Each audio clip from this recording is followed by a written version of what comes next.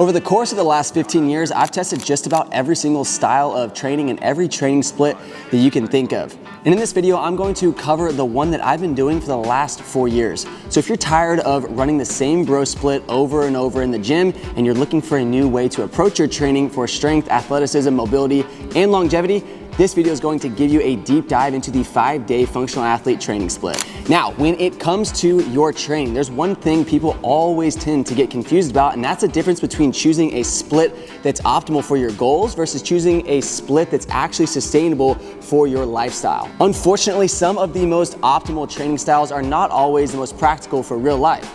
So it's incredibly important that you pick a split that works for you, your schedule, and your mission. Because at the end of the day, if you're not consistent, none of this optimal stuff really matters anyway. Become consistent first, then worry about the split that you're gonna run later. Now, let's dive into the system I've been using to program my training split for the last 4 years. The system that has helped me build muscle mass, improve my strength, develop healthy mobility, and stay relatively pain-free throughout the process. And just so you know, in the last 4 years, I put on about 12 pounds of body weight as I've entered into my early 30s, all while building a business, moving multiple times with my family, and now raising 3 beautiful kids under the age of 5. And trust me, none of this is to boast, it's just to point out the fact that from a practicality standpoint, this training split has worked really well for me. It's been flexible, and it might be something that works really, really well for you. So here is a brief overview of what an entire week of training currently looks like for me. On Monday, I always like to start the week with a full body push strength workout, followed by some intentional core work. I like doing this as my first session of the week because it's one of my most effective and important workouts of the entire week. I start every workout with about 5 to 8 minutes of mobility and movement prep, then go straight into my strength work.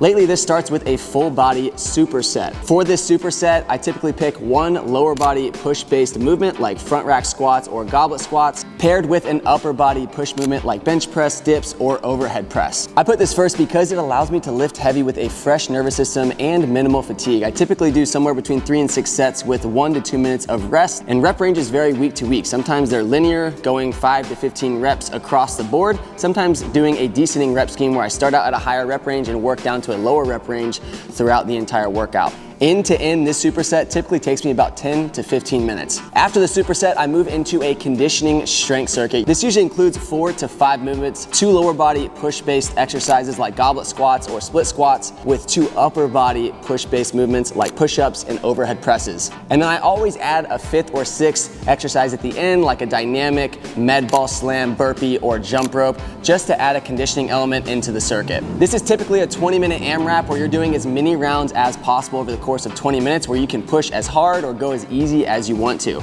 And again, rep ranges shift depending on the desired stimulus for that week, usually doing higher rep ranges for muscle endurance in between 12 and 15 reps, and then going into those lower rep ranges of 6 to 10 reps for strength. Then after I get done with this circuit, which typically takes me about 20 to 25 minutes, I finish with a core finisher, doing 1 to 3 movements for max reps or in a small circuit. All in all, my Monday workout only lasts about 50 minutes. Now, day number 2 is the fun day of the week. It's where we get to do a little bit more of some athletic-based training. I typically start with a dynamic warm-up, doing some small plyometrics, skips, and bounds to really warm my body up, and then I go straight into a plyometric circuit focused on lateral rotation and forward movements. After that, we head straight into some sprint work. Now, sprint sessions typically range between 10 to 100 meters for 6 to 12 reps, with about a 1 to 2 minute walking recovery between each rep. Now, if I were training for a sport, I'd likely take a longer rest period to fully recover between reps, but because I'm only training for life, not sport, I shorten my rest a bit and get some conditioning out of this sprint session. And at the end, I hit an upper body pull-based circuit, 3 to 5 movements, typically hitting on a vertical pull like high pulls, a horizontal pull like rows, and then a vertical downward pull like chin-ups or strict pull-ups. And then I can always add some accessory work in there like curls or lateral raises to hit my biceps and shoulders. End to end, this workout only lasts about 40 to 50 minutes. By day number 3, which is typically Wednesday for me, I always need a little bit of break from intensity. So I typically use this to do some zone 2 training and some maintenance and mobility work. Usually I'll start this session out with a 20 to 30 minute light jog, then finish with some soft tissue work and focused mobility, which helps me reset my body before hitting the end of the week training sessions.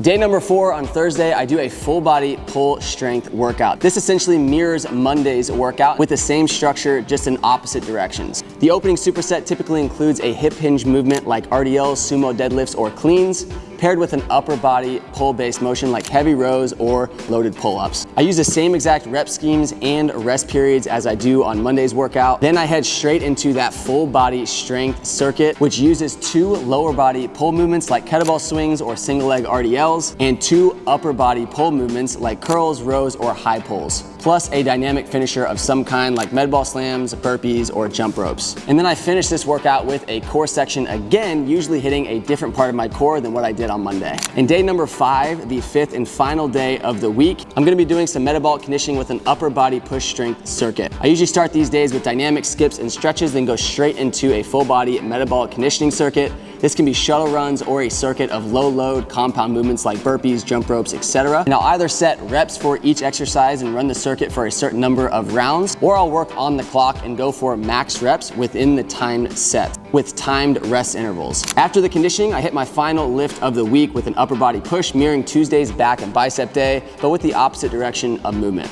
This typically includes dips, tricep extensions, a push-up or a bench variation, some overhead pressing, and one accessory movement like chest flies or lateral raises. Again, typically going somewhere between 3 and 5 sets, staying in that 5 to 15 rep range. And that brings us to the weekend. You might be wondering, what the heck do I do on the weekend? I actually use this time to relax with my family. These are great days to do something active outdoors, like going to the beach, going paddle boarding, or taking my kids to the park. And sometimes if I miss a workout during the week, I'll make it up on a Saturday. But overall, I try and rest and recharge on the weekends. Now, after watching this entire video, you might be wondering how to incorporate a split like this into your own training. Well, I have 3 resources linked in the description that you can check out. The first is a free 7-day fitness, mobility, and nutrition plan that gives you a great framework to get started with workouts similar to the ones in this video. The second is my $9 28-page Functional Athlete Secrets playbook. Cover to cover, this PDF gives you the exercises and programming framework I personally use for my training. It also comes with a video course and access to our online community. And the third option is coaching with me. You can join my app with a 14-day free trial for just $30 a month after that, or apply for my one-on-one VIP coaching program. Check the links in the description and be sure to tap that subscribe button for more training content and videos.